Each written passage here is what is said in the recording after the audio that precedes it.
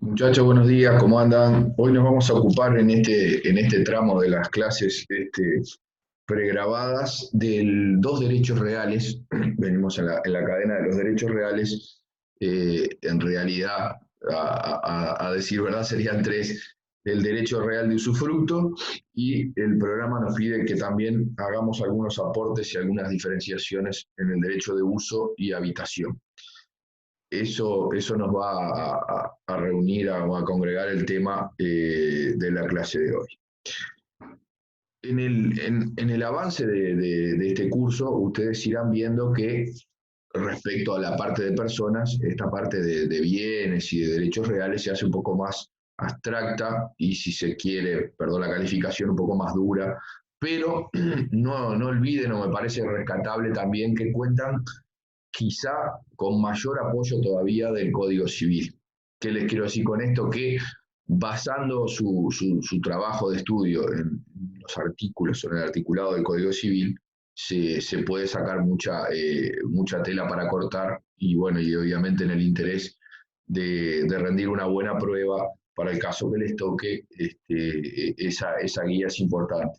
Volvemos a marcar como lectura el manual de Derecho Civil, creo que también los puede ayudar en esta parte del curso.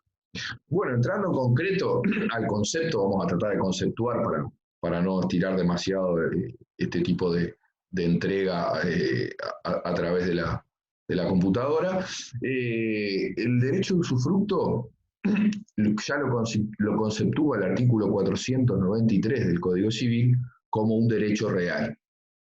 ¿Qué implica esto? Bueno, al ser un derecho real, el derecho de usufructo goza o tiene todas sus características. En forma concisa, es un derecho absoluto en el sentido que es oponible al resto de la comunidad. Todos los demás me tienen que respetar el derecho de usufructo. ¿Cómo se enteran los terceros? Bueno, básicamente hay una mecánica de publicidad registral. Cuando se hacen negocios de esta índole, queda registrado en el registro correspondiente, sea de propiedad mueble o inmueble, dependerá del caso, y entonces por eso se da la posibilidad de oponérselo a los terceros. La otra característica muy, muy destacada en este derecho, particularmente del usufructo, es que es inherente. ¿Qué quiere decir esto? La inherencia, que la persona que tiene el usufructo persigue las cosas no importando en manos de quién se vaya moviendo. Esto de repente requiere una precisión que pensaba hacerla más adelante, pero al meterme en este baile voy a tratar de decirlo en forma resumida. El juego de este derecho se basa en la posición de dos personas, básicamente. Después pueden agregarse más. Por un lado, el usufructuario, que es en el que estamos haciendo foco, que es el que usa y goza de la cosa dada en usufructo, y queda alguien en una posición, entre comillas, un poco más secundaria, que es el nudo propietario, que, desentrañando esa palabra, quiere decir el que se quedó con la propiedad desnuda.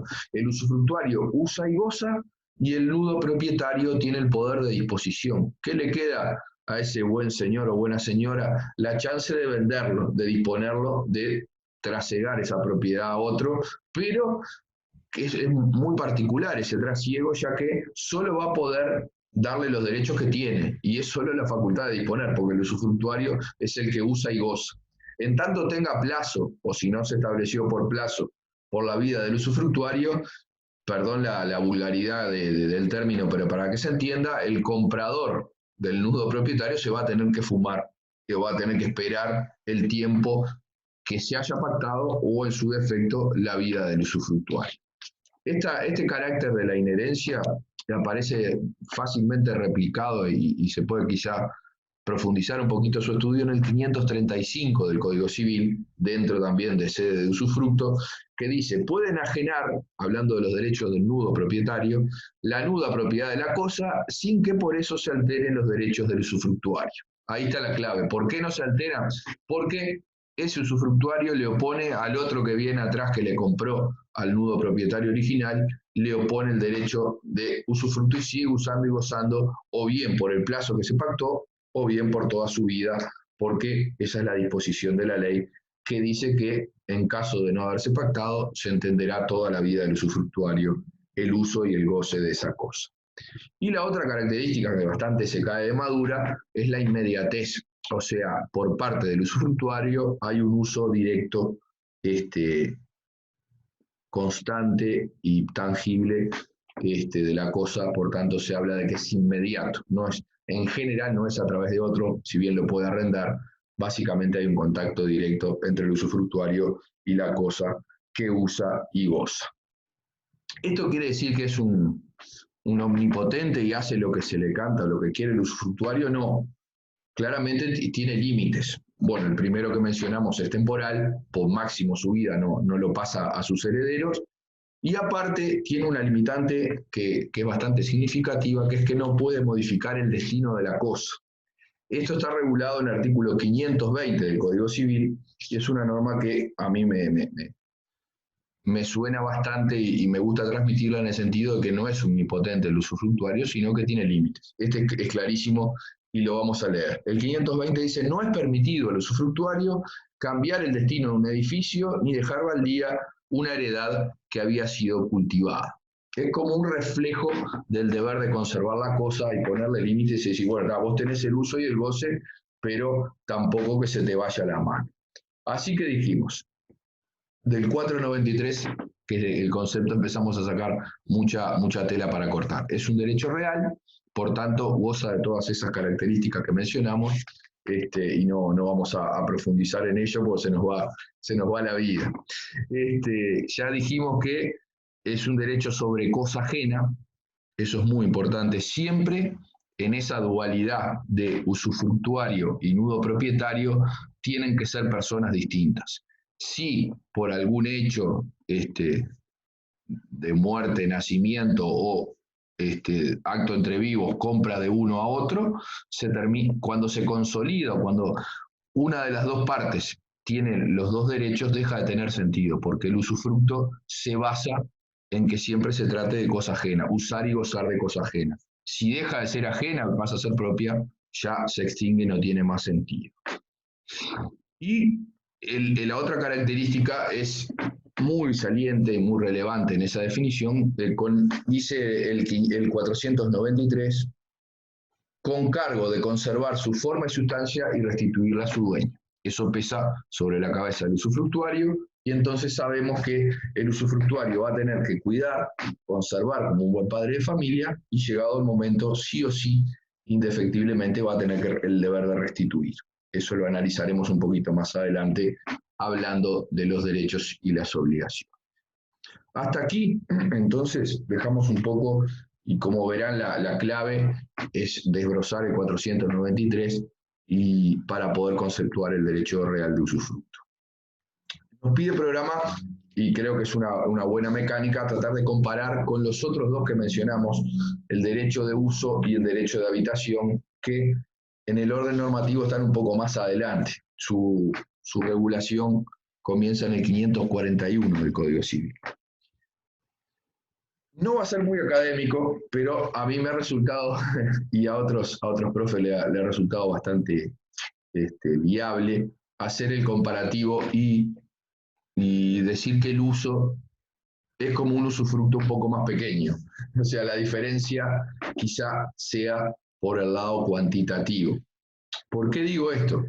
Porque en realidad el usuario, que sería la palabra del derecho real de uso, o sea, también es un derecho real, en eso se parece al usufructo, se parece en que el usuario usa y goza, y ustedes me dirán, bueno, y déjese de bromar, ¿cuál es el diferencial? Viene dado en cuanto a las posibilidades o los márgenes de operación, si cabe la palabra, que tiene el usuario. Su uso y goce va a estar limitado a las necesidades personales. Por eso, hablando mal y pronto, decimos que el uso es un usufructo más chico, desde el punto de vista cuantitativo. ¿Qué son esas famosas necesidades personales? Bueno, aparece un concepto muy del siglo XIX, ustedes calculo que saben, y si no, acá damos la reseña histórica, el Código Civil Uruguayo de 1869, y tenía un concepto de familia bastante amplio. Las necesidades personales, por tanto, implican el familión que era habitual, o el concepto habitual de familia del siglo XIX.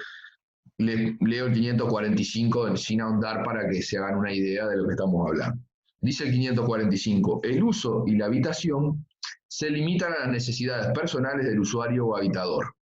En las necesidades personales del usuario o del habitador se comprenden las de su familia. La familia comprende cónyuge, los hijos legítimos y naturales reconocidos o declarados tales, tanto los que existan al tiempo de constituirse el derecho como los que sobreviven después. Comprende asimismo el número de sirvientes necesarios para la familia. Comprende además las personas que a la misma fecha vivían con el habitador usuario y a costa de estos, y las personas a quienes estos deben alimentos. Como ven, aparece una nómina o un elenco bastante grande que no condice hoy un poco con la familia del siglo XXI, que es más nuclear o a veces hasta todavía más chica. Pero bueno, esa es la ley y nosotros tenemos que hacerle caso a la ley, y por eso yo les digo, bueno, pero las necesidades son particulares de cada uno y por eso es más pequeño el desarrollo del uso. La habitación se diferencia un poco más porque es un derecho real de gozar de casa ajena en forma gratuita. Yo diría que esa es la nota principal de la habitación, la gratuidad. No hay plata de por medio, es un derecho real, o sea que el habitador lo puede oponer a los terceros, pero con sitio se limita a habitar la casa de otro. ¿Cuál va a ser el otro límite? Bueno, ya lo leímos, el 545, que aplica las necesidades personales de ese habitador. Más o menos creo que allí hemos delineado las tres categorías que queríamos, que era el usufructo, uso y goce de cosa ajena, el uso y goce de cosa ajena con más pequeño, limitado a las necesidades personales, y la habitación, habitar casa de otro, en forma gratuita. Intentaremos, antes de cerrar este primer bloque, esbozar desde este punto de vista y para este docente las principales diferencias. Claro que va a quedar con gusto a poco, pero no queremos tampoco ir a la menudencia o cosas que de repente no sean tan fáciles de explicar. El usufructo, entonces dijimos, admite un uso y goce básicamente no yendo contra el abuso de derecho, no yéndose la mano, bastante amplio, ¿verdad? Incluso admite la posibilidad de que el usufructuario dé en arriendo la cosa. Por ejemplo, me dan el usufructo de un campo, póngale muere algún familiar y en el testamento me deja el usufructo del campo. ¿Qué quiere decir eso? Que yo puedo usar y gozar por el plazo que me dejó el testador, por ejemplo, 15 años, o de por vida, si me lo dejan hasta que yo me muera, cuando yo me muera, ahí se termina ese uso y goce. Pero resulta que, siguiendo con lo que puede ser un tipo de Montevideo que ha pisado el campo contadas veces, digo, no, yo para qué diablos quiero esto si no tengo ni la más mínima idea, me voy a complicar. Y perfectamente la norma habilita a que yo lo pueda arrendar o ceder a otro. Pensando en mis limitaciones personales, digo, no, esto para mí es un problema, voy a tratar de arrendarlo. ¿Lo puedo hacer? Sí. ¿Soy totalmente irresponsable de lo que pase? No. Ahí voy a tener que tener claro a quién elijo, porque sobre mi cabeza va a quedar la responsabilidad de los estropicios que pueda hacer esta persona que yo le arriendo. Conclusión, ¿el usufructuario puede arrendar? Sí. No me crean a mí, el Código Civil lo dice en el 511. El usufructuario puede gozar por sí mismo de la cosa usufructuada, arrendarla a otra y enajenar su derecho de usufructo, aunque sea a título gratuito, por todos los contratos que como el tal usufructuario celebre, se resuelven al fin del usufructo.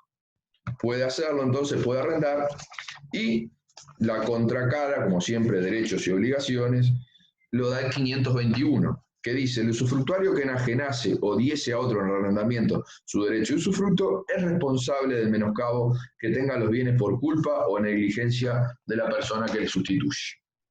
Así que sobre mi cabeza va a quedar que elija bien o mal, porque voy a tener que responder si esa persona no se comporta como un buen padre de familia y cuida el bien, en el ejemplo, el campo que me habían dejado en usufructo.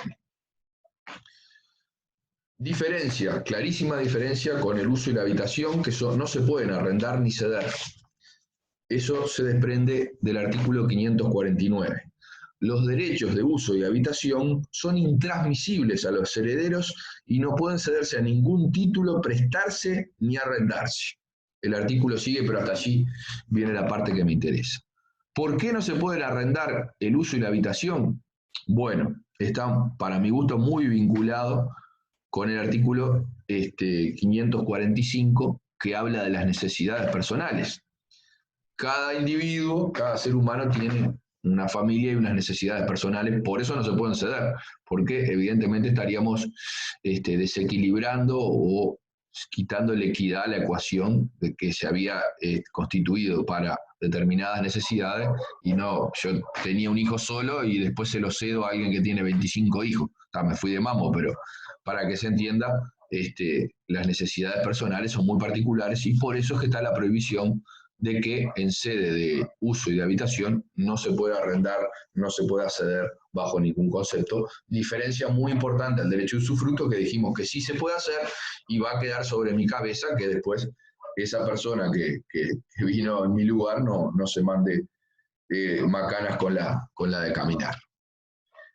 Esa es muy importante. Luego tenemos otra diferencia que tiene que ver, no sé si diferencia, ¿verdad? Porque bueno, a la postre luego se constituyeron usos y habitaciones legales, pero bueno, en el arranque del Código Civil, el usufructo legal que existía a partir del artículo 266 es el que tienen los padres de sus hijos nacidos de matrimonio de usar y gozar de los bienes que tienen los hijos sometidos a su patria potestad. Ese es el usufructo legal 266, conocido como peculio adventicio ordinario. Por muchos años no hubo, por muchos años digo, capaz que ustedes todavía ni siquiera habían nacido cuando viene la reforma de 1989, la ley 16.081 incorpora el derecho de uso y habitación del cónyuge supérstite. Todo este ampuloso nombre significa que el viudo o la viuda, la ley creó un derecho para que el viudo o la viuda pueda usar del mobiliario que había sido el hogar conyugal, o sea, la casa donde vivían, y habitar gratuitamente, en forma vitalicia y de por vida, ese bien sin que, por ejemplo, herederos, los hijos, le pudieran reclamar o ponerlo de patita en la calle pidiendo lo que vulgarmente la gente dice pedir la parte. Esto ocurrió en 1989 y se incorporó al Código Civil en el artículo 881. Y con el avance de la legislación, Uruguay se resistió mucho tiempo a legislar en forma más o menos orgánica sobre la unión concubinaria. En el 2008 se legisló a través de la ley 18.246 la unión concubinaria, y con muchas restricciones respecto al matrimonio se habilita un derecho de uso y habitación del concubino supérstite. Es el concubino que sobrevivió al otro. Se le ponen muchas restricciones porque tiene que tener mínimo 60 años de edad, 10 años de convivencia y no tener recursos, y en ese caso se configura y nacen los derechos de habitación y de uso de la casa que había sido el hogar concubinario. Bueno, hacemos por acá el cortecito para luego trazar la segunda parte de la clase, ya encarando derechos y obligaciones para darle cierre. Les agradezco por ahora y seguimos en la segunda parte.